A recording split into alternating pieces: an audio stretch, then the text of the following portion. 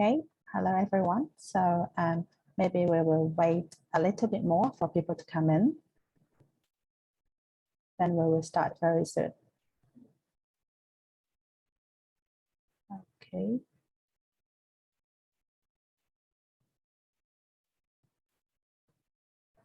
Okay, so good morning, good afternoon, good evening, and welcome everyone. Thank you for taking your time to join us today in this webinar, Helping Students Bridge the Gap from School to University. I'm Charlotte, the specialist in ICT for English in Clarity English. Nice to meet you all today. So before we start, let me talk about a few webinar rules here. So you're welcome to ask questions anytime in the question and answer box or the chat box at the bottom of your screen.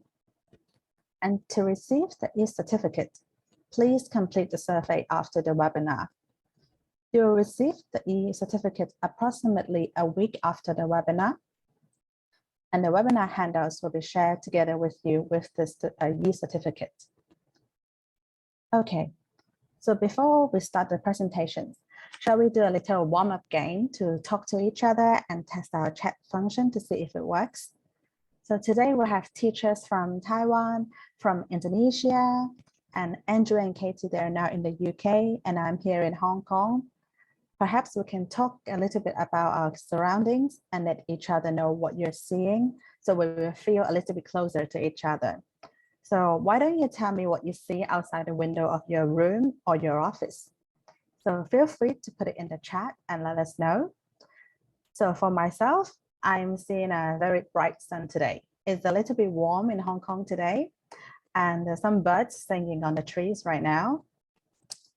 So let's see, what are you seeing? So Andrew is seeing sunrise. Okay, and blue sky, that's very nice. Buildings. And also maybe you can share with me like what you hear or how you could feel today. Okay. From Russia. All right. Hi. But singing, that's very nice. A lot of trees. Yeah, it's sunny here and quite hot too. Yeah. Right. Cloudy sky, very nice. Okay, so hi, you're from Indonesia. Hello. Okay, little bit cold. Right. Thank you, everyone, for telling me what you see or hear or feel. That's very nice. Now, shall we get started with the webinar? Okay, so there are 3 sessions today. First of all, Mr. Andrew Stokes, our Managing Director, will share with us some key academic challenges that students encounter when they first arrive at universities. Then I myself will walk you through the academic study skills course, Study Skills Success. And after this, we are very honored to have Dr. Chou from Taiwan today, and also our editor, Ms. Katie Stokes, joining us on a panel discussion to talk about how Hong Kong and Taiwan teachers apply study skills success with their students. So without further ado, I will now pass it to Andrew to tell you how different institutes help their students bridge the gap from schools to universities. Over to you, Andrew. Thank you very much, Charlotte. Welcome all. My name's Andrew Stokes. I'm the Managing Director of Clarity English, normally based in Hong Kong, but in the UK at the moment. And I'm going to talk to you about how helping students, about how we can help students to bridge the gap from school to university. So I personally, I want you all to think back about when you first went to university.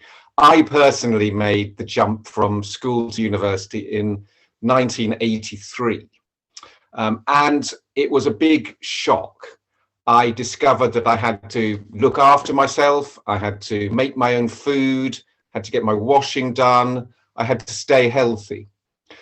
But I also had to study in a totally different way. And it was seriously way more challenging than I'd expected. I didn't actually cry in a tutorial, but some of my friends did, because they simply couldn't cope. But that was 40 years ago, ancient history. So things must have changed by now, right? Well, let's see what a student who is at university here in the UK now in 2021 has to say. Let's look at what Irvin has to say. Hi, why don't you introduce yourself and tell us a little bit about you? My name's Irvin. I come from Hong Kong and I'm now studying at Taiwan University in the UK. I went to an international school, so English has never really been a problem for me. But I really underestimated how different it is to be studying at school and studying at university. It's interesting that you say that. What do you think were the biggest differences when you first went to university? Well, there are day-to-day problems like managing my budget or what happens if I get sick, or just living away from home and cooking for myself for the first time. And studying at university is totally different. You've got to have a lot of discipline for a start. And my school did absolutely nothing to help me prepare for any of this, which I think is pretty bad. Okay, so actually, some things haven't really changed at all over the last 40 years. Now, probably the reason that you're at this webinar is that you know that most schools and universities really should be doing a better job at helping students bridge that huge gap between school and university. In this webinar, we're going to focus not on the social challenges that, doing your washing, getting your food, making friends, all that kind of important stuff, but we're going to be looking at the academic challenges.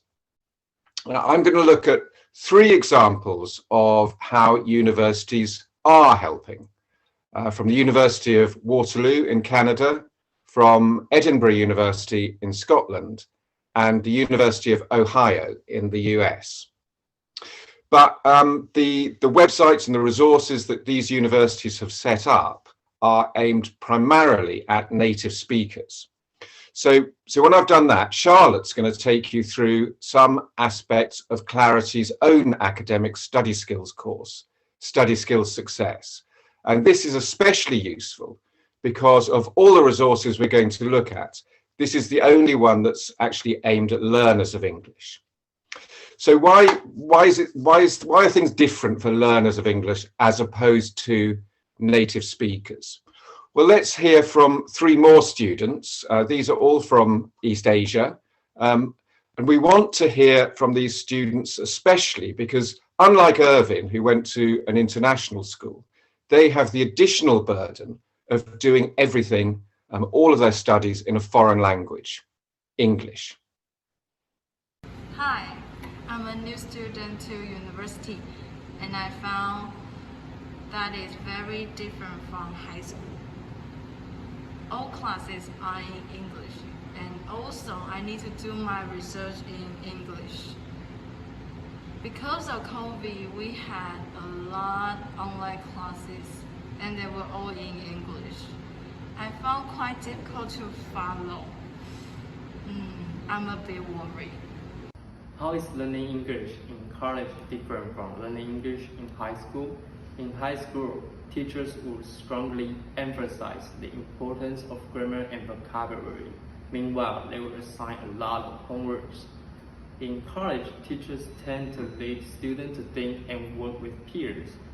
And the course content is related to social issues and academic research, allowing us to be linked to the community and career preparation.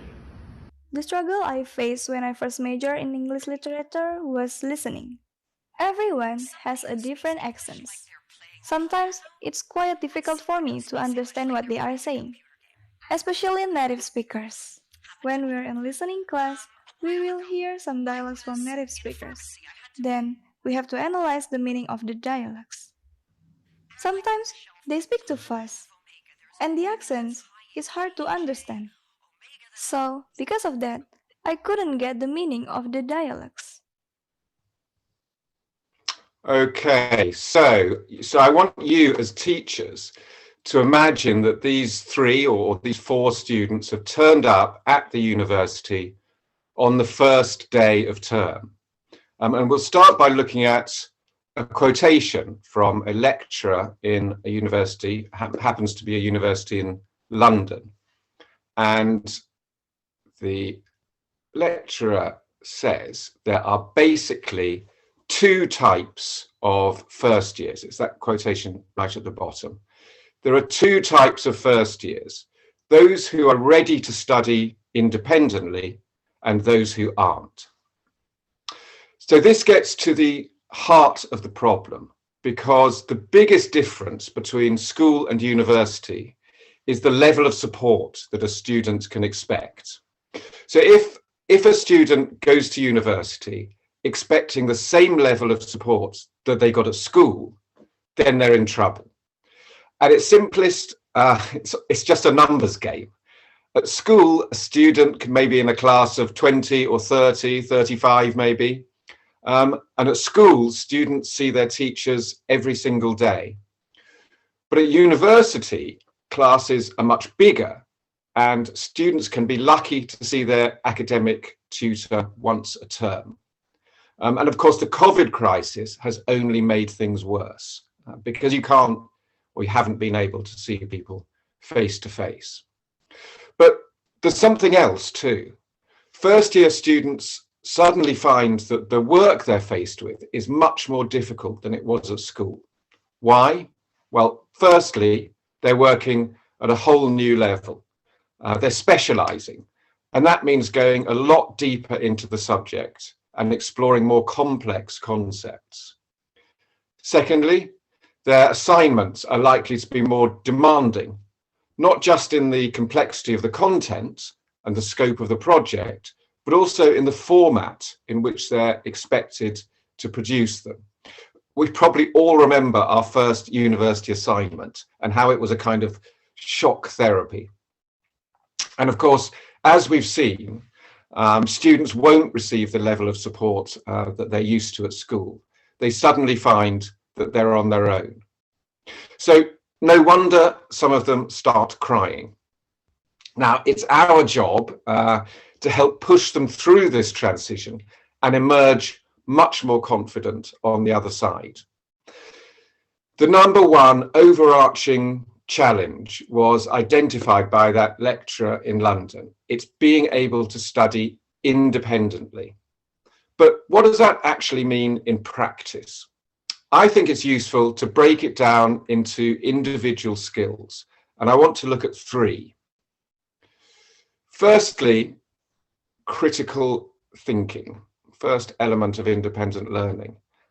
Edinburgh University in Scotland, Edinburgh University runs an Institute for Academic Development, which has a really useful website. And we've linked to it from the webinar page that we've pushed out for this to accompany this webinar. And Charlotte will give you the details of how to find that. There's some really useful links there. Okay, so on the Edinburgh page, there's a whole section on critical thinking. I want to show you a couple of things they say about why critical thinking is important. Firstly, developing critical thinking skills is essential to your success at university and beyond. We all need to be critical thinkers to help us navigate our way through an information-rich world.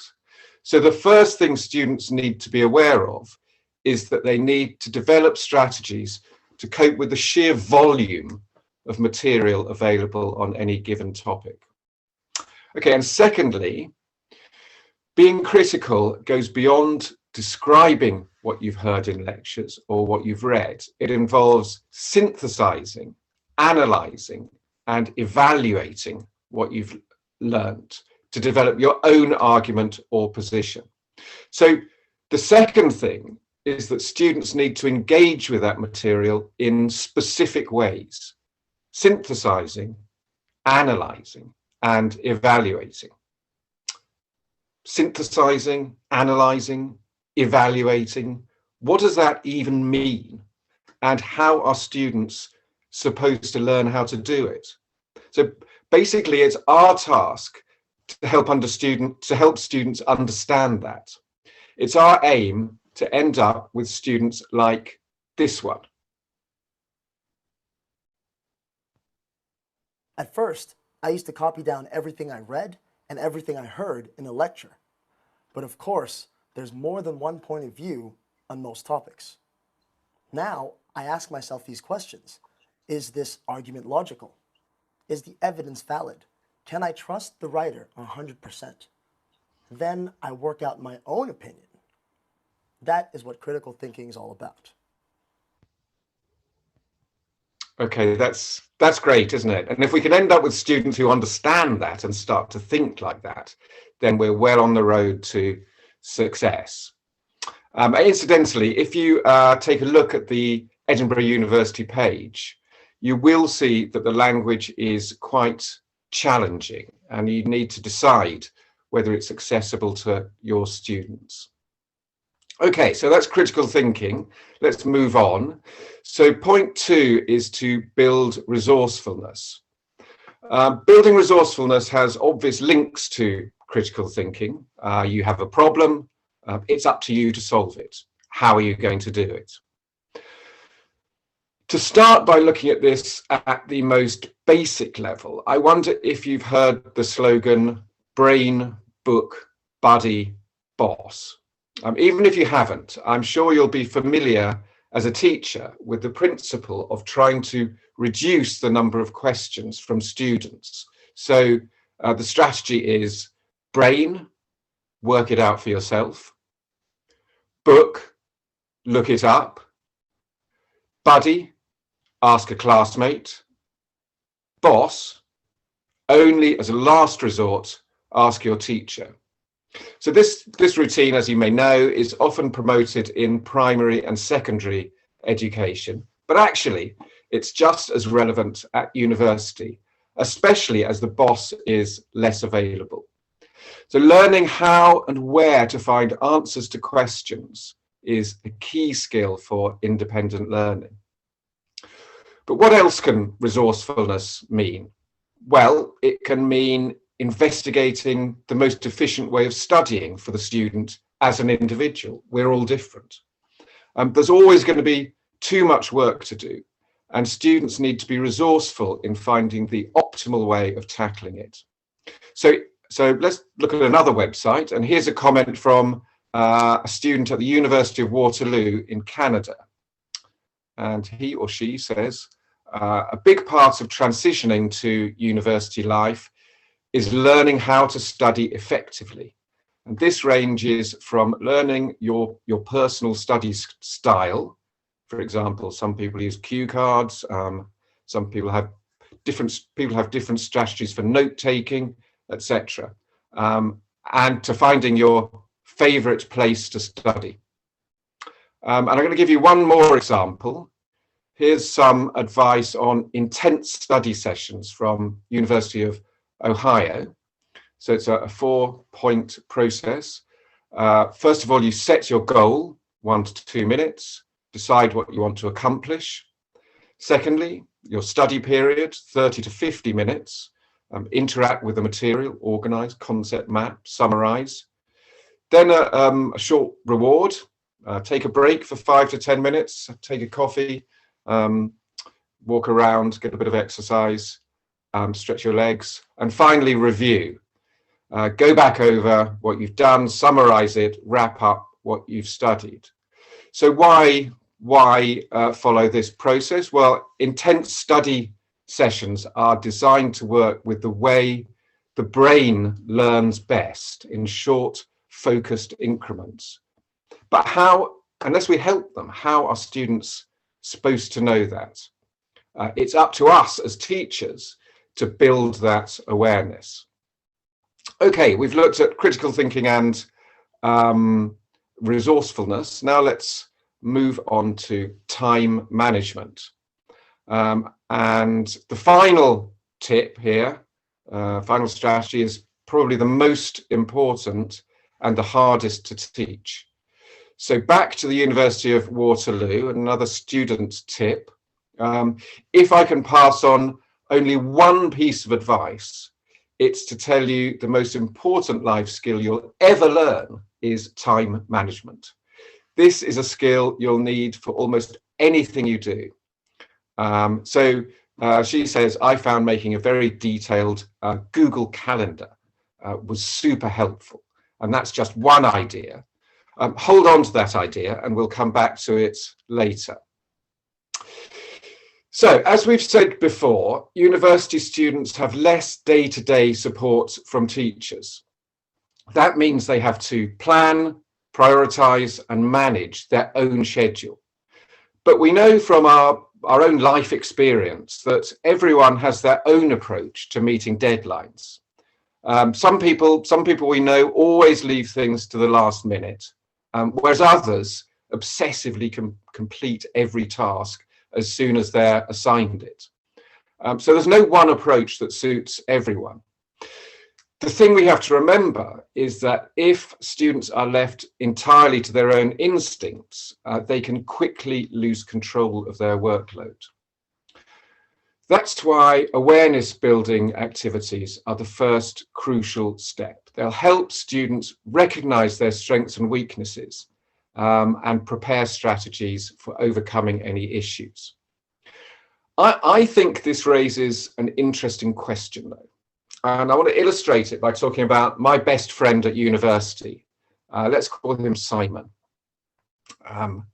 That's not actually him, but it looks like him with the hair and the sort of big spectacles. Okay, so Simon was incapable of writing an essay before the very last minute. So we were studying Spanish. So usually an assignment involved reading a book and writing an essay, maybe a couple of books. And we'd have 2 weeks to do it. So Simon would wait until the last day, go to the pub, go back to his room at about 10 p.m. or maybe 11 p.m. and work all night reading the book and writing the essay. Everybody knew that this was a really bad idea.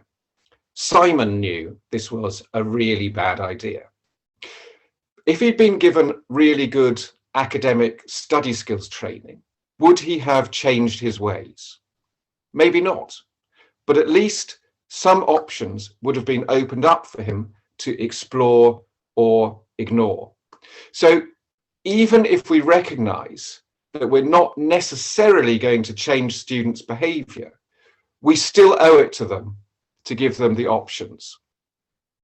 Okay, so what kind of things could we teach people like Simon? Well, we just looked at one idea from Waterloo, that's calendar-based scheduling, as mentioned. Secondly, revision strategies. Understanding how the memory works is really important in understanding how to study efficiently. Thirdly, the discipline of concentration. So maybe we can call this the fight against Zuckerberg and his friends. We at least owe it to our students to confront them with how damaging Facebook, Instagram, WhatsApp, and all the others really are. After all, these apps are actually designed to interrupt our thought processes. And finally, we can focus on strategies for efficient reading and listening. New university students, as we know, have to cope with an increase in the sheer volume of input, articles to read, lectures to listen to. How can we help them with that? Well, to give just one example, the ability to skim read an article to assess its relevance and usefulness can save hours of time over the weeks and months. Well, this section was about time management, but you can see that the three areas I've focused on, time management, critical thinking, and resourcefulness, are not self-contained. They're all intimately related to each other as elements of independent learning. So I would say, in conclusion, that our most important duty is to create awareness among our students of the kind of academic study skills that are going to make their lives manageable.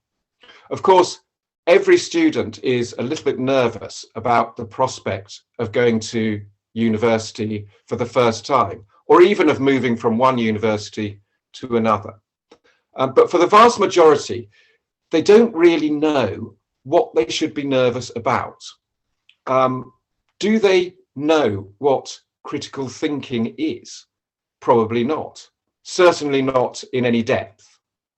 Do they know how inefficiently they study? No, they don't. Most of them certainly.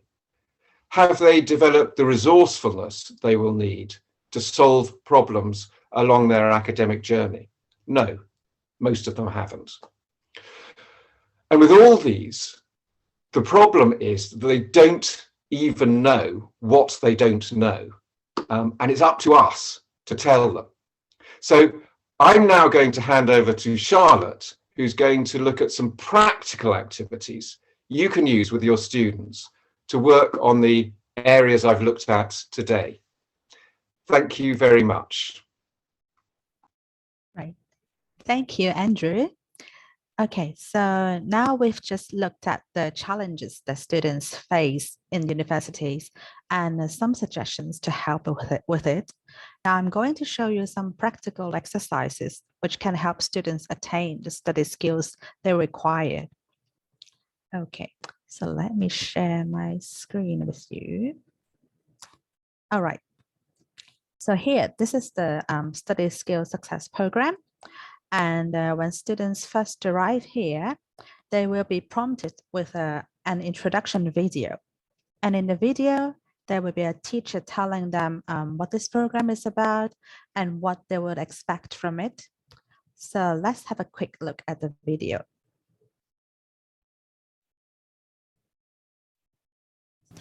Welcome to Study Skills Success, a program to help you develop your academic study skills. As you move into the final years of school and then to university, studying becomes more demanding. So which skills can help you be a more effective learner? Study Skills Success covers the 10 most important areas of study skills. Reading, writing, speaking and listening, yes, but also key skills you need to develop, like independent learning, critical thinking, and research. You will get lots of opportunities to practice in the interactive activities in each unit. You will work on extracts from a wide range of sources, including books, articles, lectures, and seminars. And in each unit, each skill is clearly explained and illustrated. Study Skills Success will build your confidence and enable you to become a much more effective academic learner. Okay. So the teacher said Study Skill Success will build your confidence and enable you to become a much more effective academic learner. So let's see how the program works this magic. So here we are at the home screen of Study Skill Success. You can see there are 10 modules here, which are the 10 most important study skills that a university student would need, including the basic 4 skills, and some other study skills that may not be covered a lot in their college life, such as critical thinking and research skills. Now, Andrew just mentioned 3 key academic challenges of independent learning, which are critical thinking, resourcefulness, and time management, which can all be found in this program. And time management was said to be one of the most important life skills that one would need. So since time is limited today and I have to manage it well, I will focus on 2 of the 3 challenges that we've just looked at, which are critical thinking and resourcefulness, and see how this program helps students tackle them. Now let's have a look at the critical thinking module. We all know that critical thinking is essential for students. However, it seems that this skill is easily omitted in college life. A lot of teachers that they already have a lot to cover in syllabus, and critical thinking is just not the top priority in their class time. Hence, this could be something quite new to university undergraduates. Okay, so when we comes in each unit, it starts with a starting out video with a teacher telling you what this unit is about. So perhaps we can have a quick look at the video.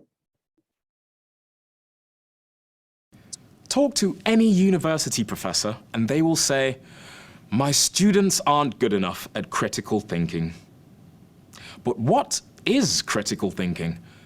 It means not taking things at face value. So, for example, if you hear a politician talking on the radio or on TV, do you believe everything they say? Okay, so not taking things at face value, and do you believe everything a politician says?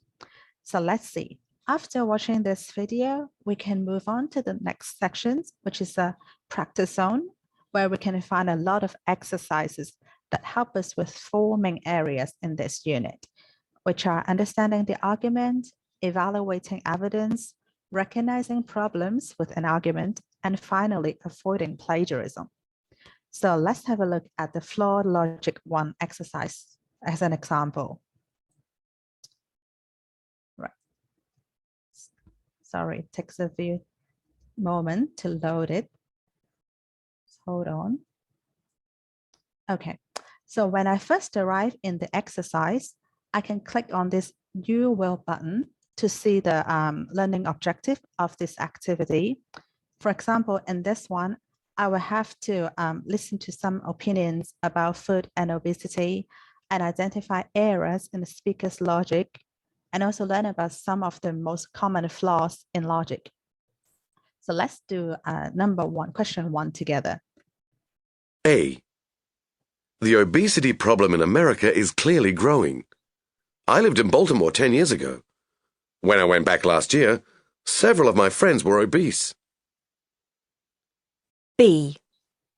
According to surveys from the National Center for Chronic Disease Prevention, obesity rates in America have increased in the last 10 years. Okay, so after listening to these 2 statements, I will have to think, which one do I think is flawed? So for example, I think A is flawed. So after I've chosen the answer, I will have an instant feedback telling me if I'm right or wrong, and also the explanation why. So for example, like this one is, I cannot make a general statement based on a sample for a few people in one place. Okay, so after I've done this one, I can jump to the next exercise, which will be a bit more complicated.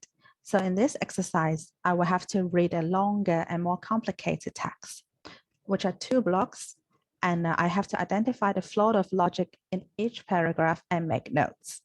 And after I've finished with it, I can click on this feedback button to see if I've got it right or wrong.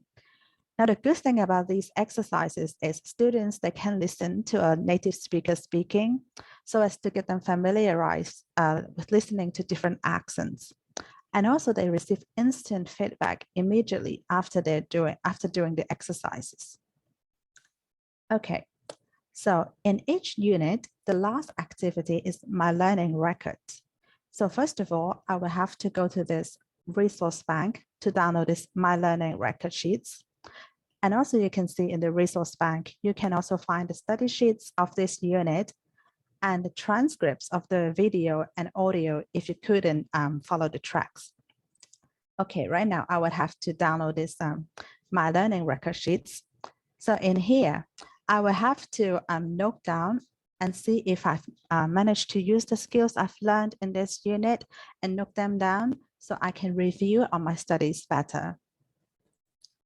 All right, now that we've looked at critical thinking, Andrew also mentioned about building resourcefulness, which means to solve and work out something by yourself. So to do it, it often requires researching, and this is something inevitable in university life. So let's have a look at the research module and see how to make students' life easier when it comes to doing research. So again, it starts with the starting out video. So let's see what the teacher has to say about this unit. Doing research is easy thanks to the internet, isn't it? Just key a couple of words into your search engine and you instantly get millions of results. Problem solved. Or is it? You have millions of results, but you obviously can't read them all.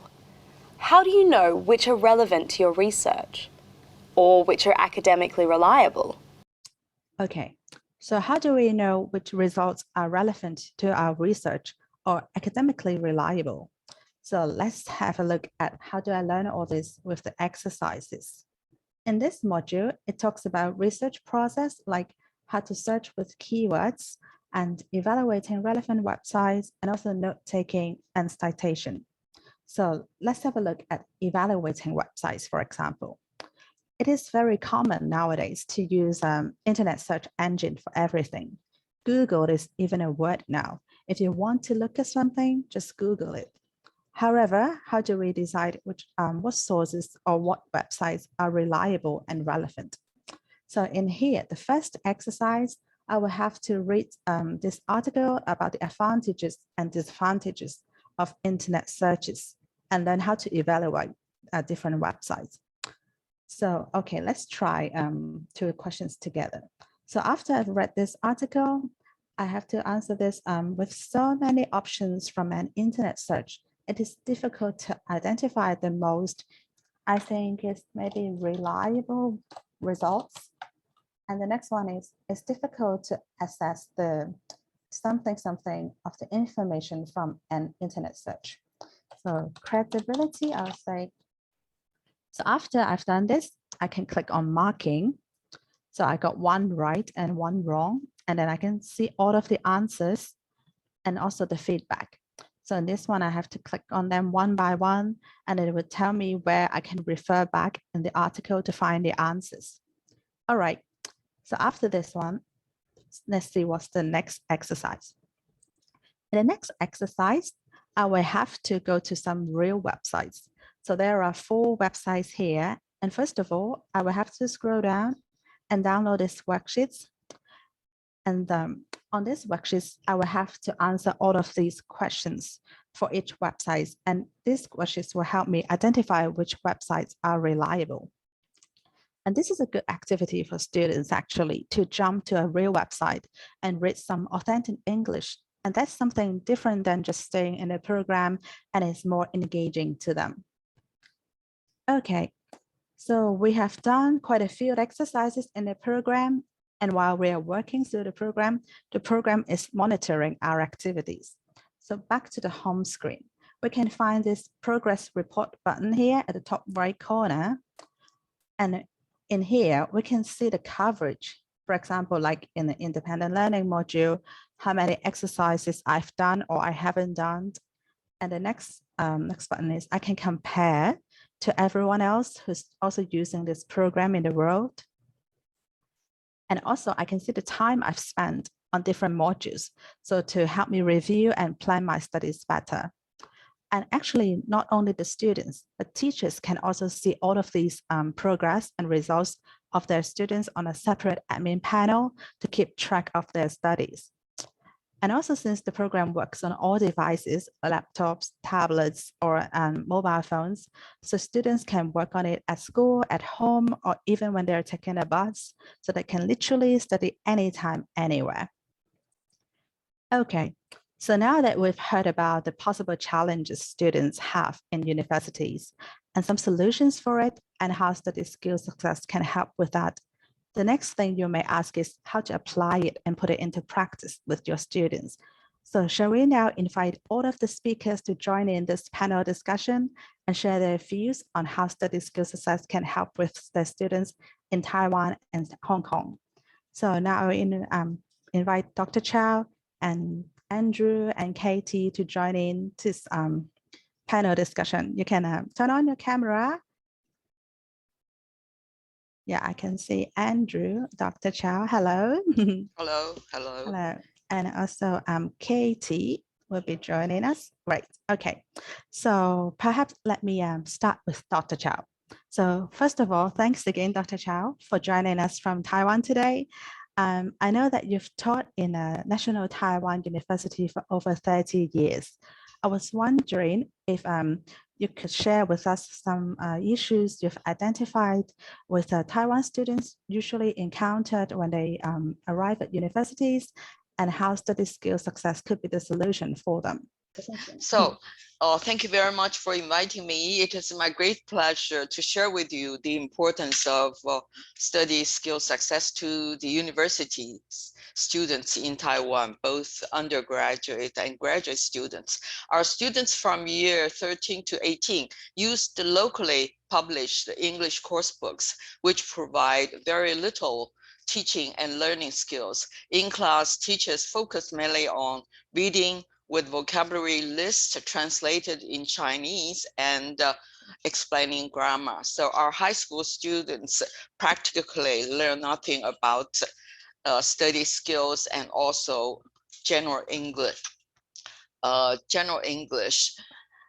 When they enter university, they only have 1 year English, 3 hours per week, 30 students in a class, taught by lecturers with various academic backgrounds from the Department of Foreign Languages and Literature. And very few lecturers focused this 1 year course on teaching students academic English. Therefore, most students, postgraduate students as well, do not have the skills needed to read an academic journal article with no vocabulary list in Chinese. So when they see something completely English, an English text, they were quite intimidated, right? Or they have no idea how to write essays in formal English. So in this case, an excellent online course like Study Skill Success will help the students learn various aspects of academic English to jump the huge gap from being a passive learner to an active one. Amongst all the study skills success materials online, the unit which I think, as we all agree, that critical thinking is most crucial to our university and postgraduate students because none of those skills were taught in high school. This unit covers all academic techniques, and the exercises in the unit are immensely helpful to postgraduates in particular. As a teacher, I find the most useful thing are the well-explained feedbacks to the answers. They are most valuable and also time-saving for teachers. For students, they can reflect on their mistakes as many times as they like. Then in listening section, I find the vocabulary prediction is very important because students, while they are listening, they are constantly blocked by a word they don't know. They even they dare not guess, so they stopped listening. So this predicting vocabulary predicting exercises are very useful. And then another useful skill is just reading, scanning an index, scanning an encyclopedia entry, scanning a longer text, skimming book blurbs are very, very important skills, especially for postgraduate students because they have such enormous materials to read during one semester. And so the other thing that I like study skill success is that there are it's a multimedia online course, and students can learn and then they can read, they can listen as much as possible and on their own. So I think it is very important online learning materials for our university. I think all the students who have used study skills, they all say 100% they liked it and then they learned a great deal. Thank you very much. Thank you very much, Dr. Chou, for your sharing. That's very useful. So stop sharing. Okay, right. Thank you very much again. You're welcome. Okay, so now Katie, I know that you've also interviewed a teacher from Shong Tech College, a secondary school in Hong Kong, who has been using study skill success with their senior grade students. Could you tell us more about the situation in Hong Kong and why did they choose to use study skill success at the beginning? Yeah. So with the school in Hong Kong, it was a secondary school, and I think what they found was that a lot of their students weren't feeling so prepared to go to university. They weren't having sort of the independent learning skills that they needed for when they eventually went off. And this kind of especially coincided with the beginning of the pandemic when, you know, students had to work at home and it was a lot of remote learning. And so the need for a program like Study Skill Success came up because they really wanted to make sure their students' learning was uninterrupted no matter what happened in the rest of 2020. And so they decided to use Study Skill Success because they felt, I mean, as Dr. Chou said, it has multimedia, and they really wanted students to engage with programs that engage with materials that they would see at university in everyday life. So like, you know, articles, videos, lectures, skimming blurbs, kind of all of the natural things that you actually use. And also for program to be easily accessible. So they can study anytime, anywhere. It's not a barrier for any one student at all. Right. Okay, thank you. And we know that normally it takes quite some effort to introduce a new program or new tool to students. So did this teacher do anything in particular to get the students like feel comfortable with using this new program? Yeah, for sure. So they sort of had a 3-step familiarization process where the first thing that they decided was they would make the program a part of their curriculum. And so they would put it on the students' final report card. So of course, this wouldn't affect their, you know, university grade, their end of school grades that they submit. But it was a way to engage and motivate the students who knew it would appear at the end of the year.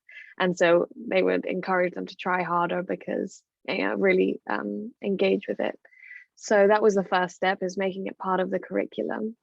And the other 2 steps was a summer familiarization. So with Study Skill Success, there's 10 units, and all the students had to do over the 8-week summer break was to do 1 exercise per unit. So that's 10 exercises over 8 weeks. And so the idea and aim behind that was so that students coming into class wouldn't feel this was the first time they'd seen the program, they didn't know what they were doing. They would have a sense of familiarization. They knew what they were doing, they knew what the program looked like and the aims. And then once they returned to school, the final step was a in-class familiarization. So there was one introductory session where the teacher said, okay, everybody, could you get your phones out and let's go through the program together.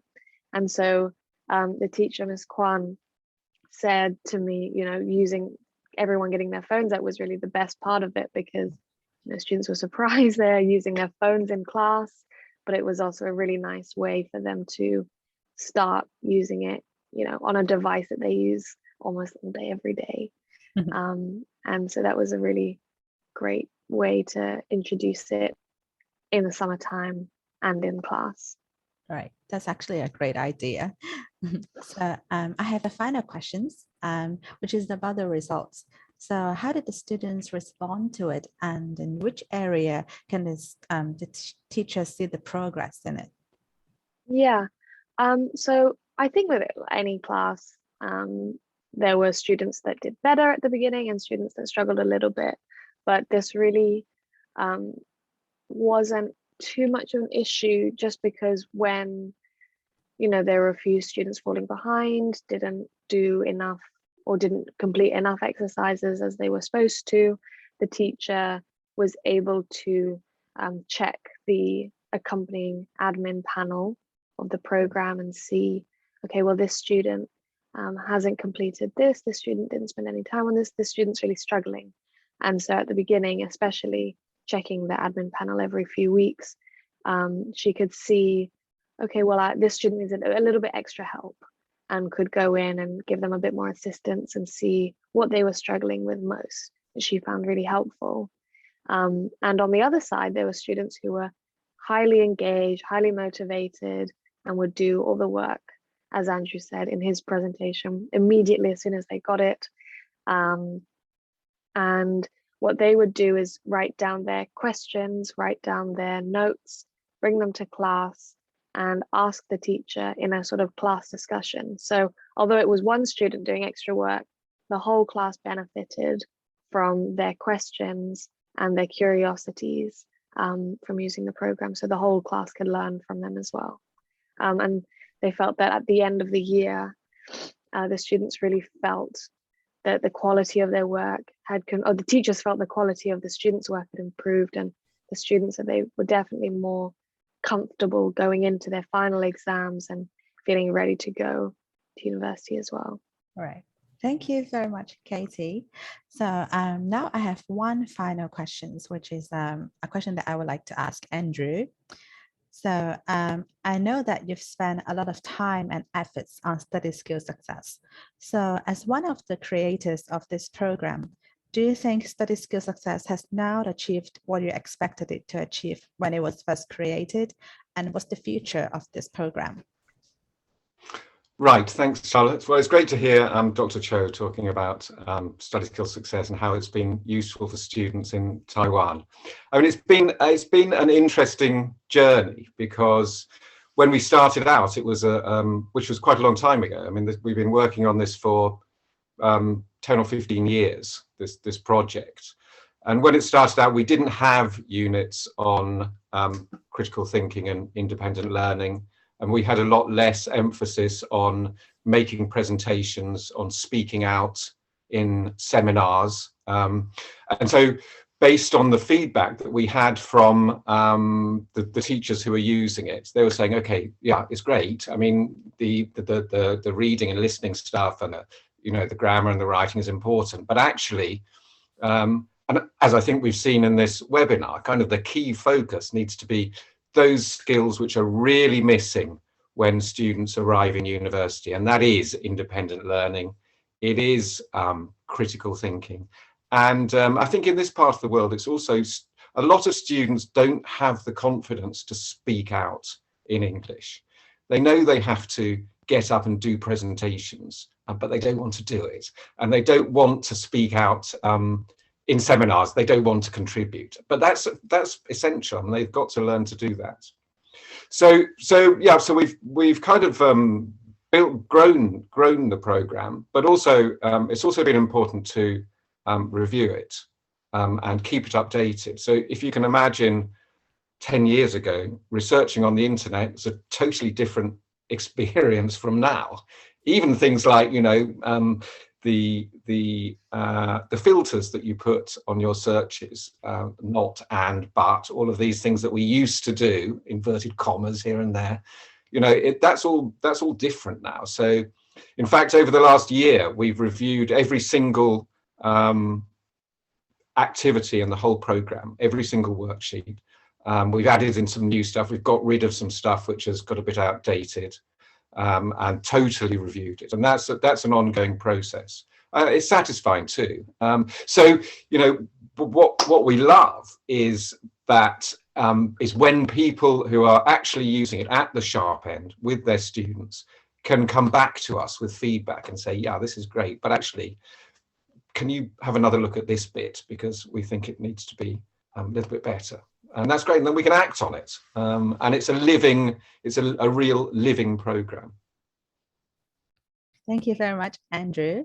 And thanks again, Dr. Chou and Katie, for your sharing.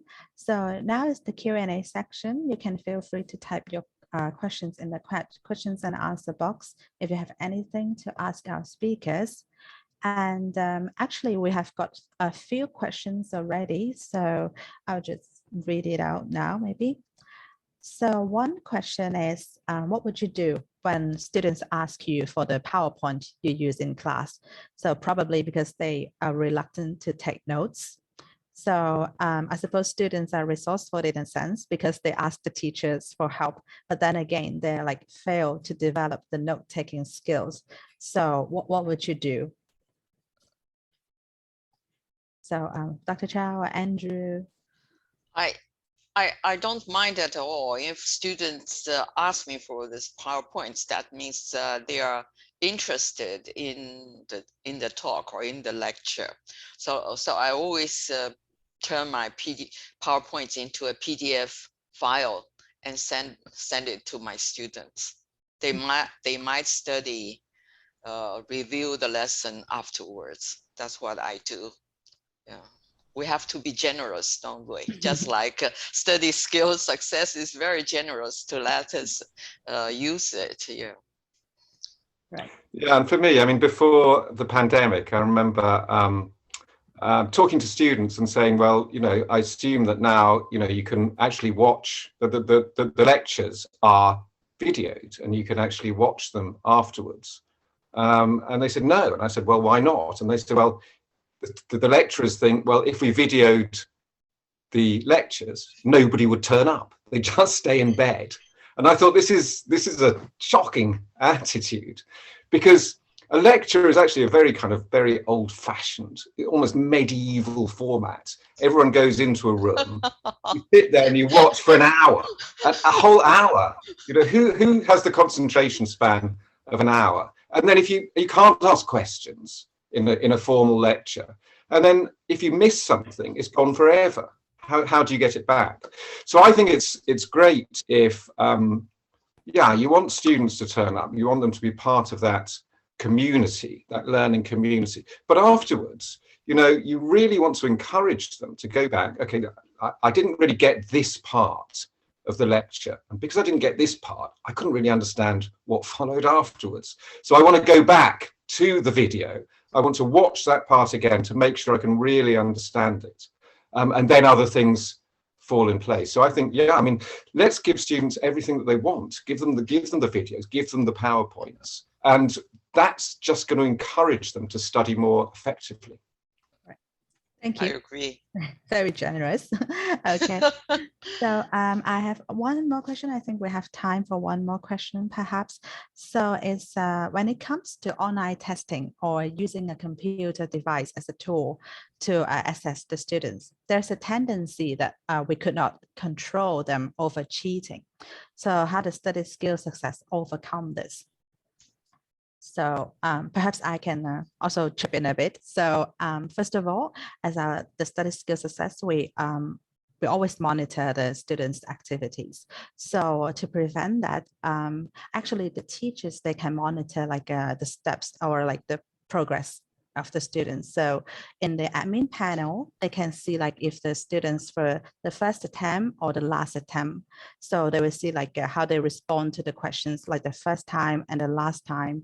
So this is also the way to prevent them to cheat. And anything else to add? Andrew or Katie? I think, you know, with this question, ultimately, if the student cheats, especially if it's, you know, at a secondary school or university, I think someone will find out, just because, you know, you're using the program for your own benefit. And the point is to, you know, you're learning different skills. And if you show up to a class and you evidently, you know, not understanding a skill is one thing, but performing so well on a program, if you know, got 100% or something on the program, and then you show up to class and you can't write an essay, you can't listen in a certain way, or it shows. So I think, yes, maybe there is a fear, but I think with at least most students, they'll complete it honestly and for their own benefit. And the small minority of students that maybe would want to cheat or think about it, it's a more of a risk for them than a risk for you, I think. Right. Okay. Thank you, Katie. And so anything to add, Andrew or Dr. Chou? I mean, I think really it would be kind of ironic to be cheating on study skill success, because the whole purpose of the program is to help you to study more effectively. So if you're cheating on it, then ultimately it is the ultimate way of keeping yourself as a student. So I mean, I think, you know, students have to change their attitude once they get out of school. And this is a whole different ball game once they get into university. And they need to, you know, they need to understand that they've got to study in a more responsible and a more independent way. Right, thank you. Okay, so I think that's all the time we have for Q&A today. I'm sorry if I didn't read your questions, but I thank you all again for joining us today. You will receive a survey when this webinar ends, and please give us feedback of what you think about this section. We would love to hear from you. And after the survey is completed, we will send you the e-certificate together with the webinar handouts. And if you have any more questions or like questions that you've asked, but I didn't read, so please, here are our email addresses for your countries. So please feel free to contact us. And also, if you want more information about study skill success, you can visit this website at the bottom. This is dedicated to this webinar. So in this website, you will find some useful worksheets and blog posts for more application ideas for study skill success. And you can try the program for free for 1 week from now. So please feel free and have fun with it. So thanks again, everyone, and hope to see you next time. Thank you very, very much. Thank you very much, Thank Dr. you. Chou, Andrew, and Kim. Thanks all. Thank you. Thank you. Thanks for coming.